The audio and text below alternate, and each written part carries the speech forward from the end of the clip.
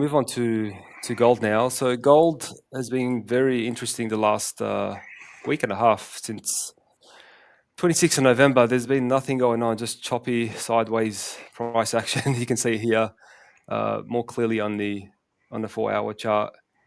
So yeah, if this was to break to the downside, ideally breaking this level here, you could see this support level come into play between 25.61 and 25.36. If it does break to the upside, you could see 27.21, 27.05 come into play.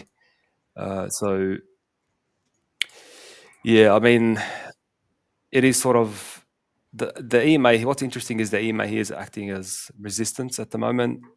So yeah, I mean, it's doing nothing. We just have to sort of wait and see which way it decides to break. We did actually get a gap this morning. You can see here a gap this morning. I believe that was due to there was a Reuters article saying that China, what was it again, Jeff? China, what did they do? They bought up gold in more than expected in November. No, they started buying gold again. So they haven't bought any gold at all this year. They were massive buyers last year, and they've just started dipping their toes back in the water last month. So you watch those for the price of gold. I mean, China, and I mean India as well. Historically, the year before last, India was the biggest buyer of gold. So you look at those two countries, and you look at there'll always be an article somewhere on Reuters, or Forex Live normally reports them as well. You really do want to keep an eye on what the central banks are doing. I think something like 80% of all of the volume in gold is central bank buying and selling. Interesting, yeah.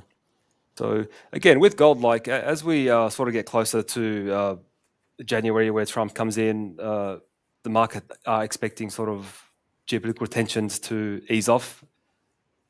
So that could put downward pressure on gold as well. So if you look at sort of the weekly chart, this could sort of be the sort of a bigger move to the downside, potentially even to these levels here.